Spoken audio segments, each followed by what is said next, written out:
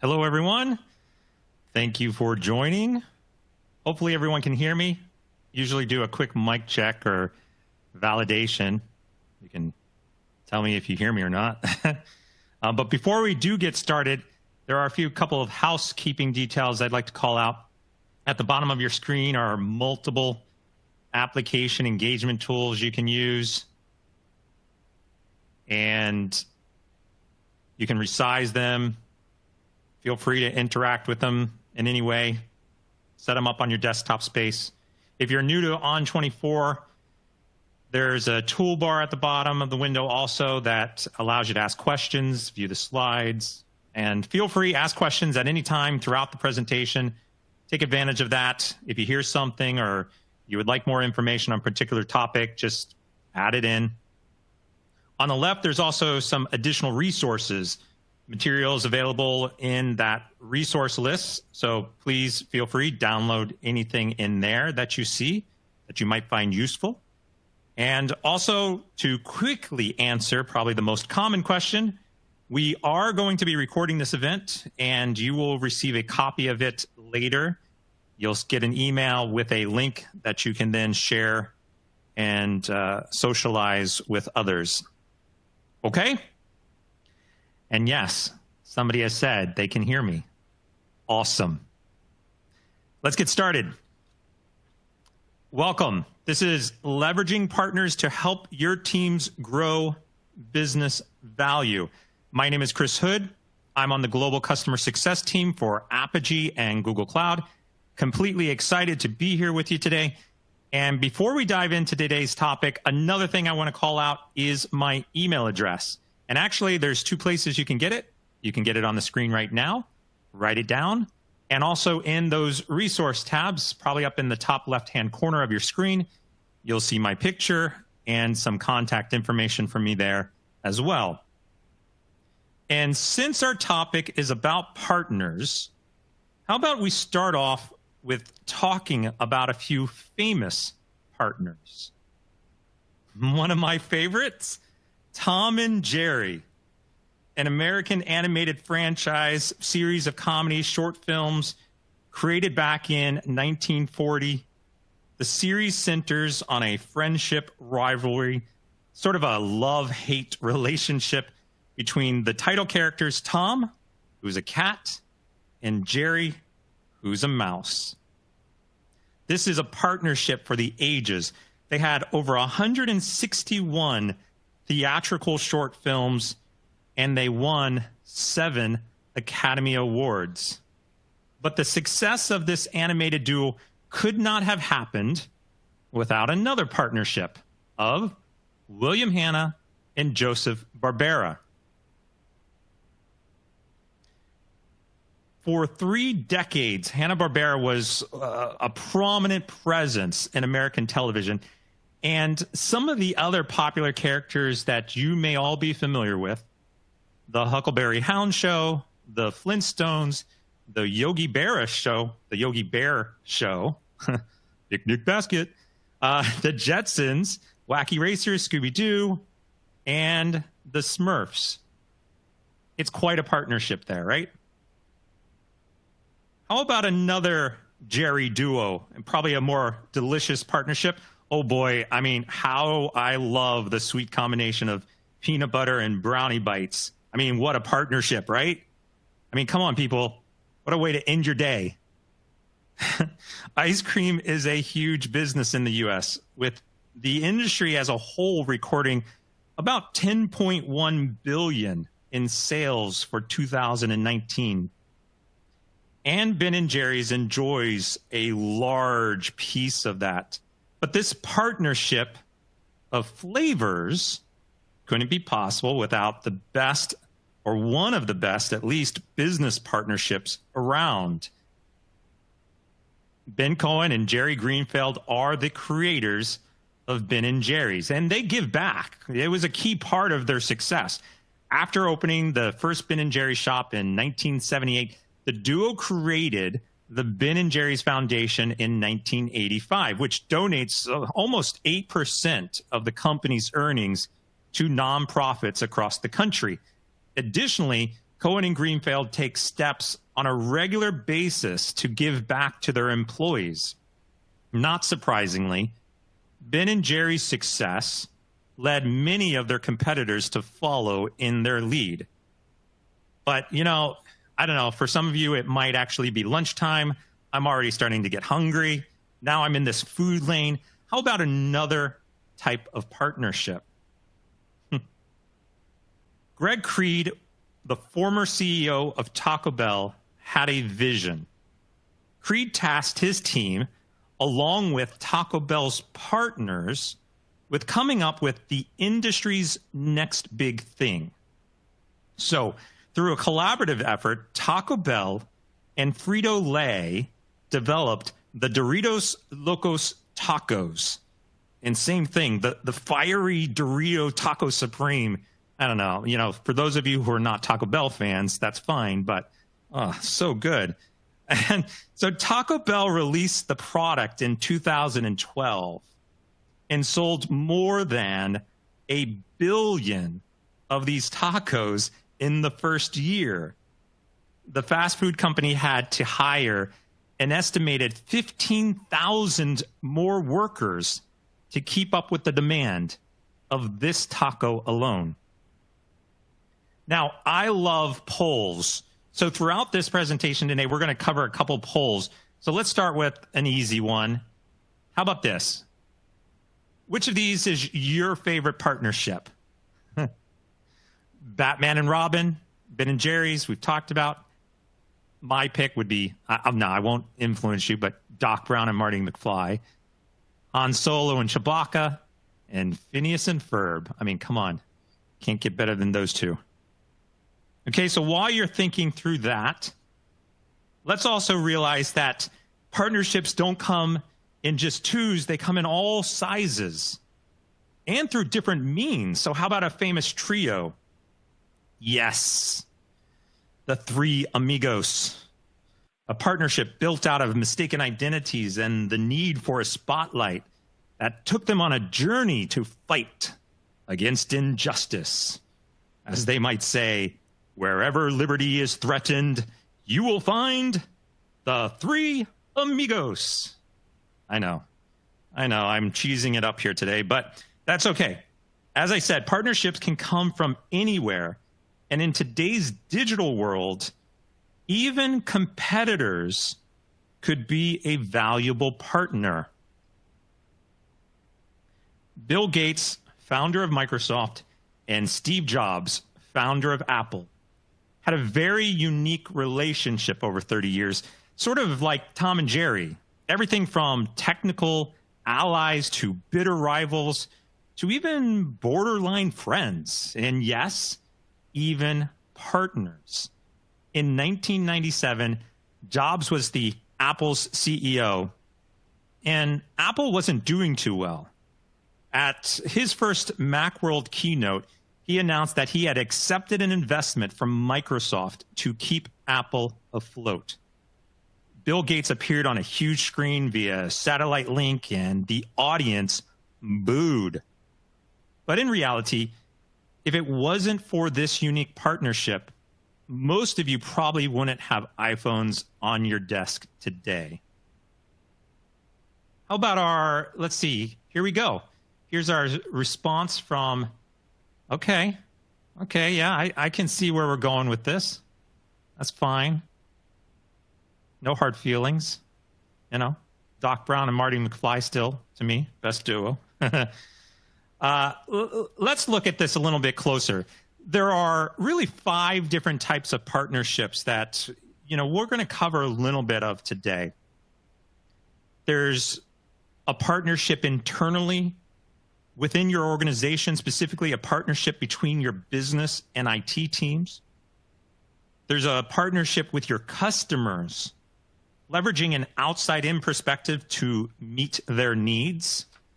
There's a partnership with technology and companies like Google, who will partner with you to help you build better business outcomes. There's external partnerships that help you extend your teams and evolve your services. And of course, there's also open partnerships, within digital ecosystems to help your business innovate and reach market faster. For today, we're going to break those down, though. We're going to break them into 3 key areas for our discussion.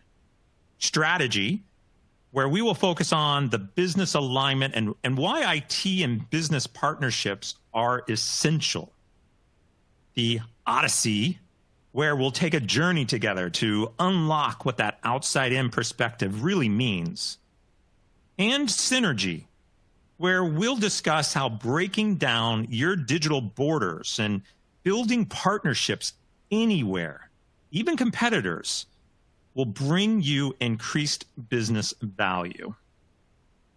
Ultimately, business value is about generating a community of advocates and partners, both internally and externally. Okay? Are you ready? Let's go. Let's see. Strategy. What's your strategy? How will you align your organization to form a partnership between the business and technology teams? Most enterprises have the right vision, but really the wrong execution. As an example here, enterprises are 61% more likely than not to develop a platform strategy, with 25% more likely to build an ecosystem on that platform for strategic advantage. We'll get into the conversation later, but the key here is really that those same enterprises are also more likely to look at APIs as integration technologies or not leverage self-service or automation tools. And more critically, 27% are likely to not have executive support to build the digital platform they want. So on that, let's start with another poll, probably a more important poll here. What would you say is the top priority for your CEO or within your organization from a business perspective? What is the most important top priority today? And I understand that we're all going through different things like disruptions in our marketplace. But if you were to highlight this, what do you think that is?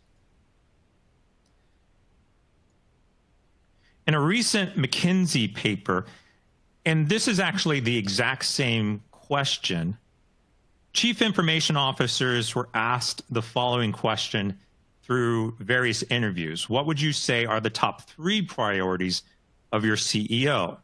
88% of the CIOs identified revenue acceleration in their top 3. 71% stated faster time to market, and 47% identified cost reduction as their top 3. The key in this is that each of these could be accomplished through a strategic alignment or partnership between the business and technology stakeholders. Consider this view, which probably exists within your organization. You have a business community typically led by your CEO that is motivated by things like revenue generation, maybe even customer experience. And that business is generating demands. And then there's your technology organization led by your CEO, we'll say. Generally, it responds to those demands with supply of technology services. The CEO is often asking for things like cost reduction, revenue acceleration, management of risk, faster time to market, while the CEO is interpreting those demands as things like the cloud and integration, security, analytics. But there's a gap in this, a chasm that exists between these two organizations. And inside this gap is where we see lost opportunities. This is where we find items like the platform, that's living in the cloud that helps reduce cost, or how APIs can power revenue generation and acceleration, or partners that can drive the business to innovate and reach market faster. When a partnership is actually built between the business and technology organizations, a bridge is built to access and use and increase those business components. Let's take a look real quick at our poll results here. Number one, revenue acceleration. So you're all on the same page as the McKinsey report. That's great to see. And I would agree. I think here also rounding out, our top, we've got business continuity, faster time to market, increased customer satisfaction. Great. No one for integration of systems. Okay, that's okay. I'm okay with that. We're going to dive into that a little bit more as well. Part of this, and one of the key areas that we want to cover today is specifically APIs, application programming interface, or interfaces if you've got multiple. Let's make sure we also understand that there are different views of what APIs really are.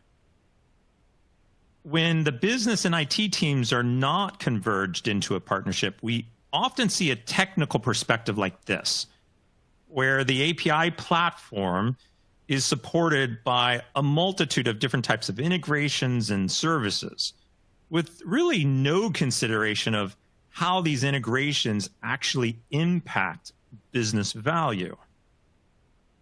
Over the years, we've seen an evolution happen. APIs started off as a way to improve access, REST as an alternative to SOAP, HTTP verbs, much simpler architectures. We then moved to this integration, the system or software A connected to system or software B. The ability to send and receive data back and forth. And unfortunately, a lot of businesses today are still in that mindset. As enterprises have become more mature, they reached an experience view of APIs. Mobile apps powered by APIs that deliver experiences to their customers or for their teams, like remote team meetings or even this webcast that we're on today, or things that are probably more legit right now, grocery delivery services. But the enterprises that truly unlock the power of APIs reach this transformational level. Yes, digital transformation of the enterprise. Innovation, new revenue models, accelerated revenues, improved partnerships, increased modes of engagements that help the business navigate disruptions. From this long-standing integration technology to really being a powerful agent of transformation, the evolution of APIs has been incredibly impressive and exciting. And today, APIs really are the fundamental building blocks for successful businesses.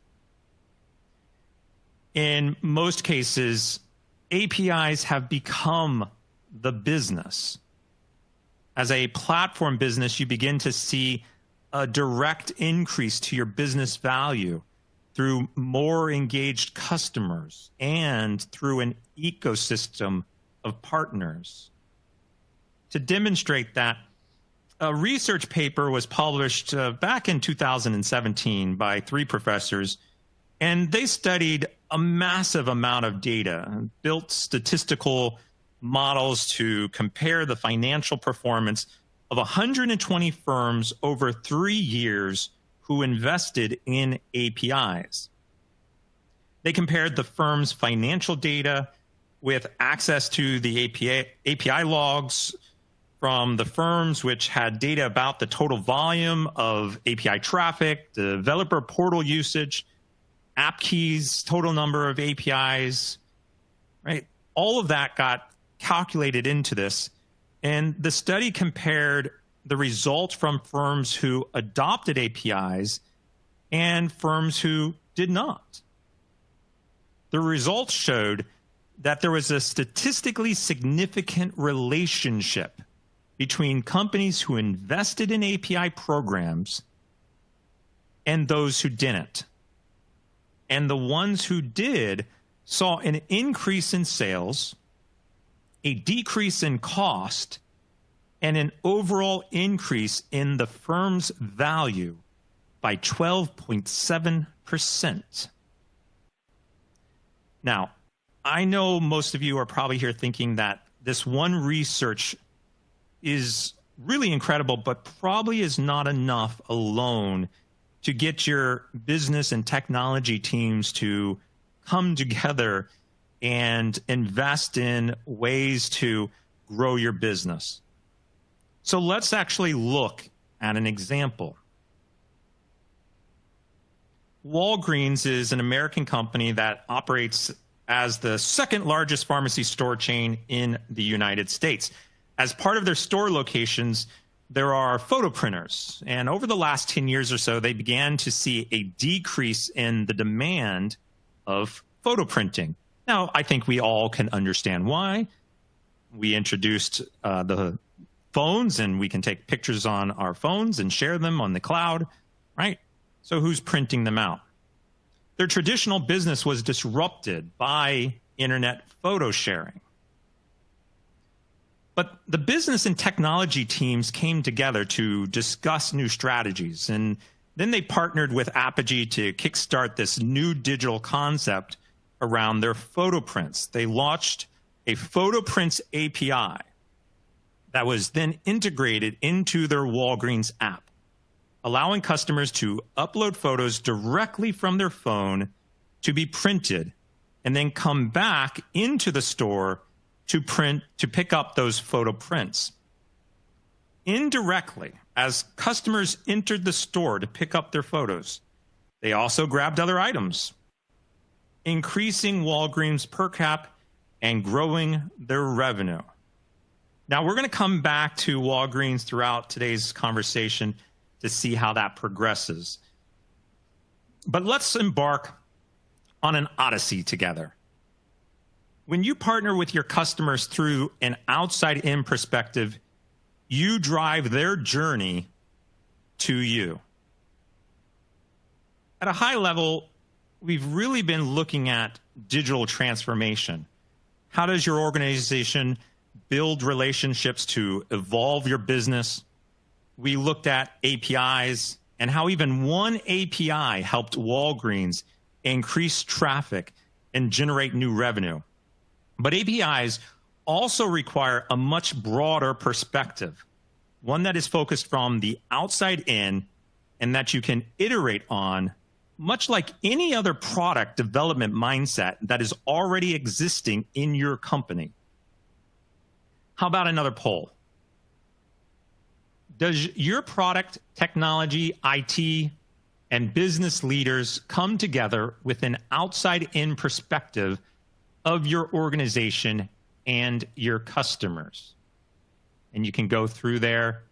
Our IT teams define the technology, and we build experiences based on the technology we have available. Our business teams define the experience, and then IT builds products that deliver it. Our business and IT are converged into teams that partner to make products and experiences, or we partner with our customers and relentlessly use data to build and improve products and experiences. Now, I already know before everybody answers that a lot of you are going to pick that you actively work with your customers to improve experiences. But I want to make sure that you all fully understand the true perspective here. The outside-in perspective is ultimately a shift for a lot of organizations. It means breaking down barriers between teams, including the business and technology teams, so that you can partner together to produce new digital experiences for your customers. The outside-in perspective is about building a partnership with your customers first, and flowing design and development decisions inward to make both business and technology decisions. The technology part of this is very hard for companies because in most companies, they believe that the technology should flow inside out. But maybe if we looked at APIs a slightly different way, it would help you see the importance of this perspective. And that's application people interface.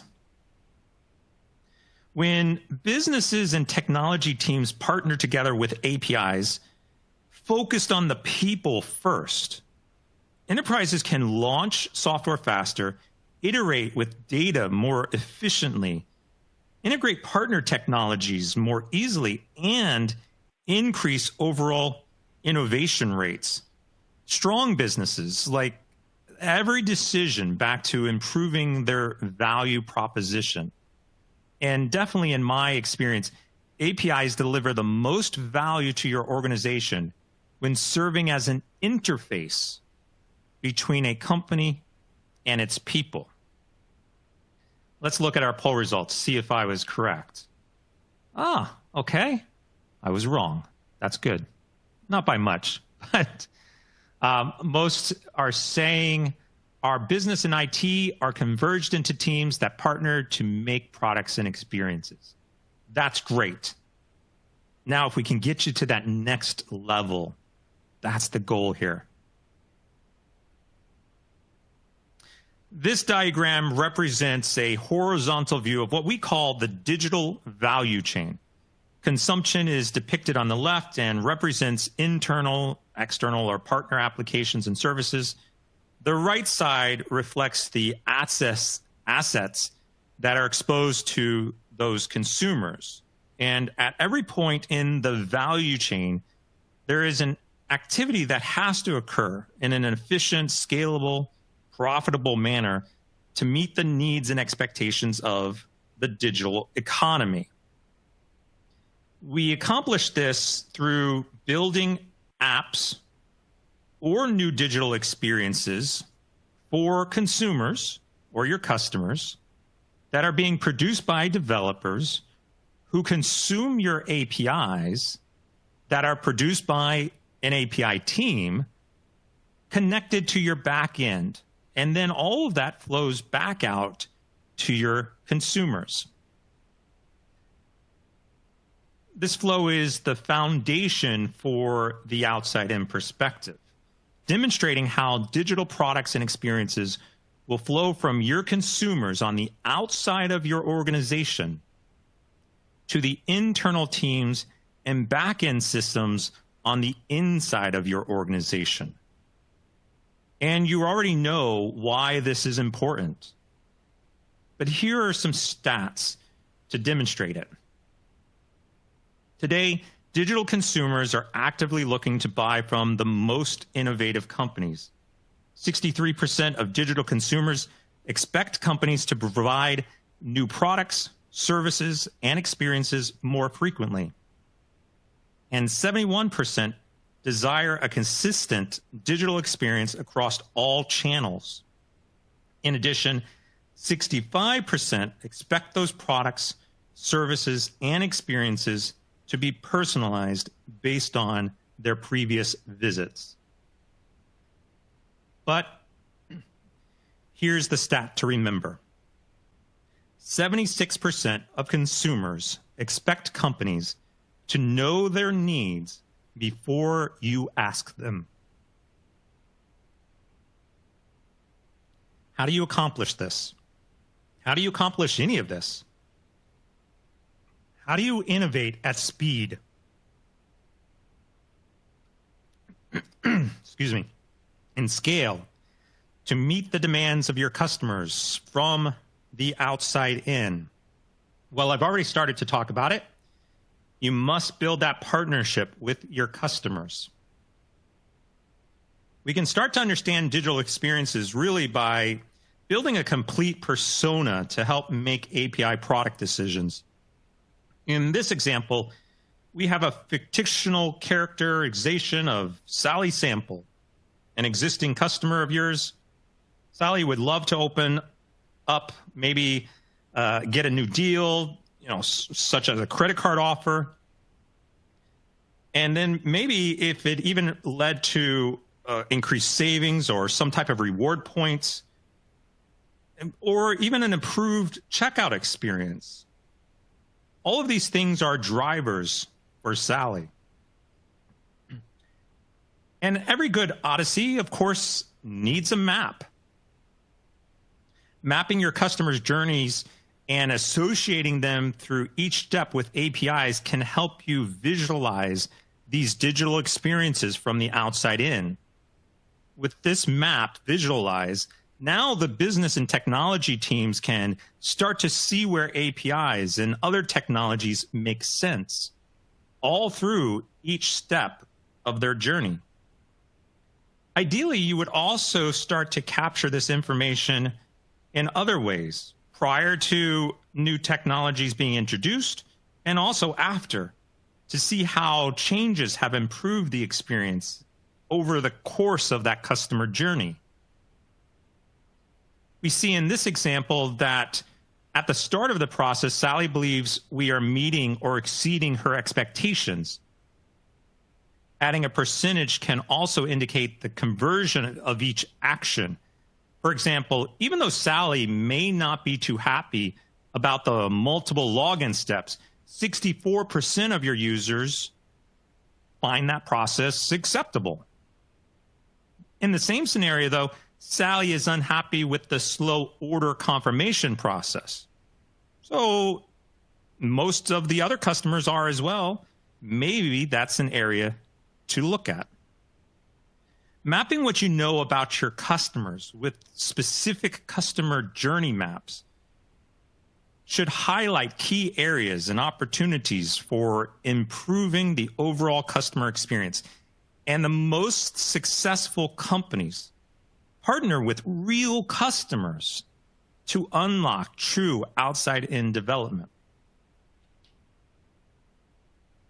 From digital marketplaces and content platforms to smart homes, all of the wearable devices we have across virtually all industries, connected experiences are redefining how customers interact with businesses and how businesses must engage with people. And here's another stat that speaks to your need for APIs. Today, right now, connected experiences have overtaken price and product as the key brand differentiator, and 86% of buyers will pay more for that experience. APIs can no longer be a technology play. You must be leveraging APIs to help you partner with people. Let's go back to Walgreens and see how that's progressing. As their program grew, they expanded their internal partnerships with the business and IT teams and began to look at what their customer's journey was. Through that process, they identified several new opportunities. They added to their API library rewards, prescriptions, doctor portals. Walgreens leveraged those APIs to connect a single view of all of their back-end systems with their shoppers, not only improving the customer experience, but also increasing the traffic into the stores. Okay, we're going to continue that story as well. Let's bring it all together. That's what synergies do. How can we leverage external partners to grow business value? Another quick poll for you, everyone here. Ready? Is your organization leveraging partners to grow your business beyond your marketplace? We are not leveraging partners to help us expand business value. We have engaged with some partners on key business projects.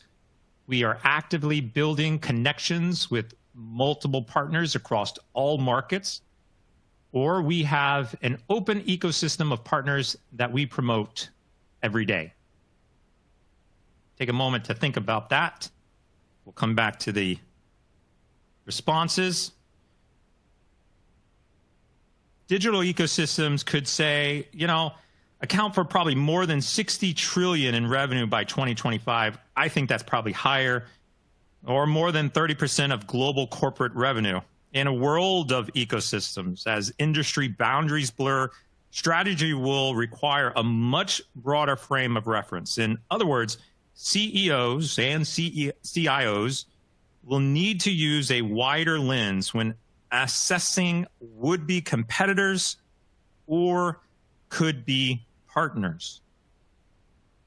If we return to our view of the digital value chain we were just looking at, we can see how teams focused on ecosystems merge that business and IT agility patterns to reach a 10x outcome. Now your team can not only deliver new experiences to the business at scale, but also deliver new APIs to partners to increase the business innovation and consumer reach at scale. Ecosystem strategies enable companies to maximize their unique strength while relying on partners for scale and to fill gaps. You can create and market API products that partners can then leverage and use to create new experiences on your behalf for your users. And you can use an API management platform to accelerate the onboarding of new partners. Let's see our results here. We are actively building connections with multiple partners across all markets. That's fabulous to see. And for those of you who are attempting to get to that place, this conversation is definitely for you. But ecosystems go beyond that multi-channel or even the traditional omni-channels that a lot of companies might typically think an ecosystem is. So let's be sure we're on the same page with that also. This goes much broader with your brand and experiences and capabilities being expanded and developed upon. An ecosystem can come in multiple forms. We have internal ecosystems, partner ecosystems, industry ecosystems, and public ecosystems. As an organization matures, it depends on how many of these ecosystems you decide to publish. Companies typically focus on this inner ring first, their own internal ecosystem. This is the starting point, I think, for digital transformation. It allows your teams to begin collaborating and sharing resources across business units, again, all internally. And this encourages things like reusability and streamlining the development lifecycle process. It can help you get to market faster as well. As you move outward, enterprises begin to participate in ecosystems by packaging business systems and services into cross-cloud API products that provide value to partners and external developers. Here you can reach adjacent industries or build trust between teams or different business units. This also is typically where you have dedicated partnerships, like, for instance, the Taco Bell and Frito-Lay example.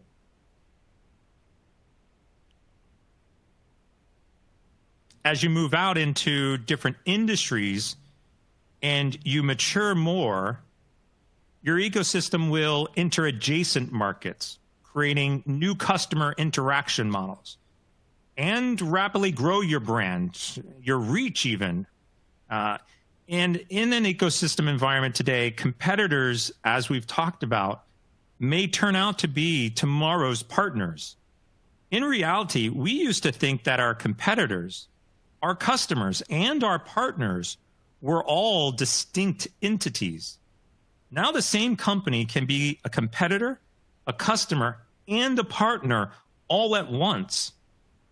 And hopefully you can see that the failure to grasp this may cause you to miss out on key opportunities. But then when enterprises reach this full ecosystem maturity, they remain open to new business models that emerge as public participants that leverage your APIs used to help you innovate. Successful digital businesses often benefit from this network effect as teams and public users and preferred partners are gained in one part of the ecosystem, then translate into new customers and new partners elsewhere. From Google's point of view, by empowering employees and partnerships and ecosystems using this outside-in perspective, you can quickly 10x all of your customer journeys. Let's return to Walgreens to have a look at this. As Walgreens expanded their API program, they ended up creating this ecosystem of partners. Walgreens wanted to integrate with third parties to connect with Walgreens and increase the benefit for their shoppers. Not only were these relevant features that their shoppers were actually looking for on the outside, but Walgreens was also able to then monetize their app and generate new revenue sources for the business. Each one of these partners is directly responsible for driving traffic into their stores, accelerating revenue, and increasing Walgreens' business value. The proof is on their website. Better together. The Walgreens API program has helped over 300 partners generate more revenue, reach a larger user base, and create a better functioning app. The value that they achieved is even greater, and here are some stats. 6 times more was spent by customers who shopped online and mobile and in-store. 41% of their digital customers visited through the APIs. 90 million people are now using their reward program, leveraging the APIs. And today, right now, they are fulfilling more than 40 prescriptions per second directly related to the APIs and their ability to scale even in a time of disruption. Hopefully you can see that building the right types of partnerships can go a long, long, long way for your business. Building the right strategy with the business and IT aligned, developing these partnerships with your customers to help meet their expectations. And of course, developing synergies between businesses and even possibly your competitors will ultimately help you get to market faster and innovate towards new business value. And to help you remember all of this in a quick view, if you want to grow the value of your business, send out an SOS to your partners. Now, some of the questions that we covered today are also available online in a tool we have called Apogee Compass. It measures your company's digital maturity across 10 dimensions, including some of the things we've talked about today. So it's real quick, 10 questions, 10 dimensions, all done in about 10 minutes. Feel free to go check that out. There's the URL, and I believe it's also in the resource link on the right. And just before we get to some questions, now is the time that you can ask questions. If you haven't already, I see there's a lot of questions already coming up. I'd like to hear from you. We would like to hear from you. So if you could quickly click on this and fill out a quick survey for us. And while I'm answering questions, you can answer our questions and we'll all be happy. It's like a partnership. I love it. Okay? Take a moment here, click on that, fill it out. It's greatly appreciated. Let's get into some questions I know you have. So let's see here. I'll bring them up and see what we've got. So in case you missed it, as I said at the beginning, if you're looking for a copy of this presentation, we will be recording it. We have been recording it. You will receive a link to that in a couple of days that you can then share with your teams. So that's going to be available. Let's see here. Are there partnership management platforms that you would recommend? I'm sure there are. I don't have necessarily a recommendation for one over the other. Really, you know, partnerships are an interesting conversation within itself, as we've seen. But I would say really the starting point is just be open to having a partnership. You know, start talking to people about forming these partnerships. That's even included for your internal conversations. How do we align to, you know, build that partnership? Now, when we're talking about things like partnerships with your customers, there are a lot of tools out there to help you build things like the customer journey mappings, or, you know, getting customer feedback through, like we've done, polls to better understand what their needs are. All of that research is critical. There's any number of tools. You can start off with something like Google Sheets and Google Docs, and that's a great place to start. So hopefully that's probably a cop-out answer for you, but that's a good way to look at it.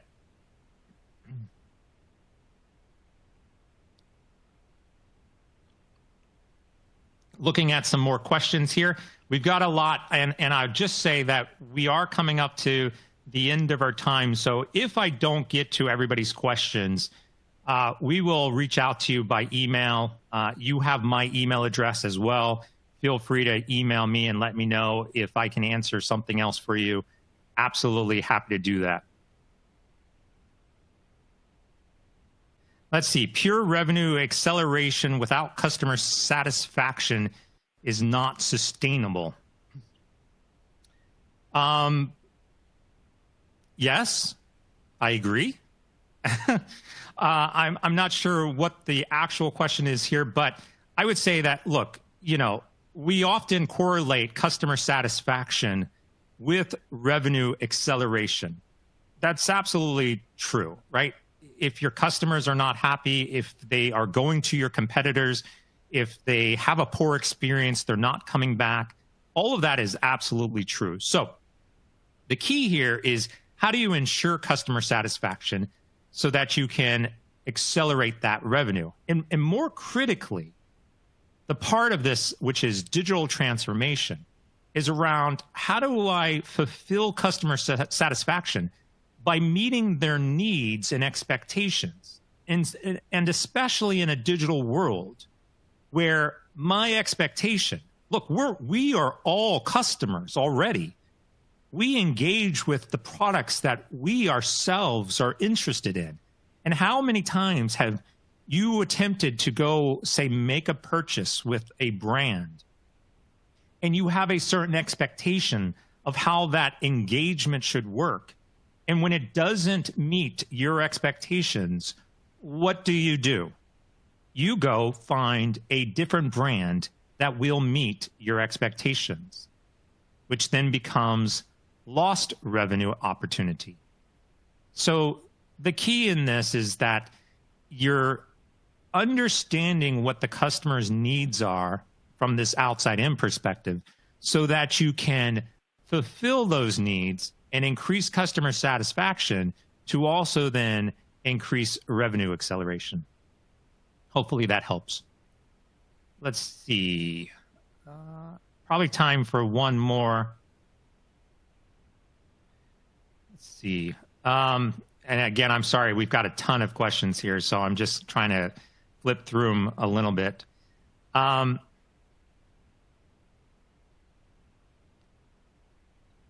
What are some of the ways I can get the business and technology teams to work together? It's a good question. I sort of touched on that just a moment ago. You really need to sit down and have a conversation and start to understand that like in any relationship, people communicate differently. The CEO and the CIO typically communicate differently. The business teams and the technology teams typically communicate differently. And you have to figure out what is the terminology, what is the language that is going to bridge the gap between those two interpretations to maximize your ability to fill in the blank everything we've talked about today. Okay? I think time for one more question. One more question real quick here. Let's see. Out of all of these different types of partnerships, which is the one we should either start with or which one is the most important? Oh, that's a good one. I'll give you two, and I don't know which one I would say. The first one definitely is making sure that you have a strategic alignment internally, that partnership between your business and IT. I think so much can be accomplished if you are actually bringing and bridging the gap between business and IT. But I would say that really the most important piece of this, the one you can't live without, and I've already touched on this, is the partnership with your customers.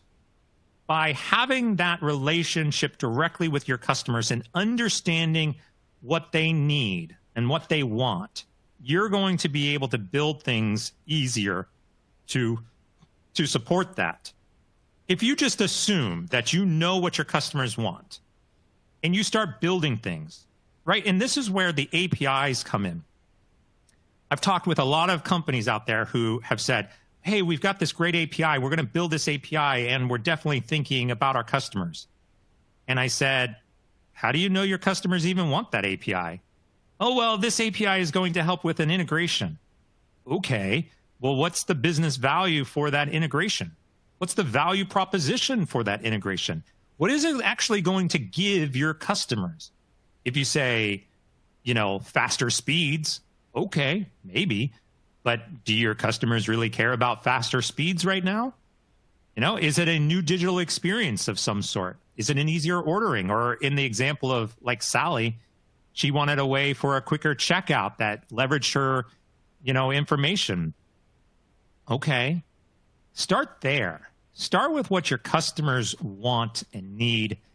And then from there, figure out how the business is going to benefit from that. Not how the technology has to push out their agenda out into the customer's perspective. Make sense? Okay, that's all the time we have. Thank you so much, everyone, for sticking around and listening. It is appreciated. As always, we have a lot of these webinars and webcasts and activities going on. Feel free to look us up and see what other types of events are happening. If you have any questions, reach out to me. You've got my contact information. For all of those people who I've missed your questions, we will get back to you. And as always, thank you. Stay safe and see you next time.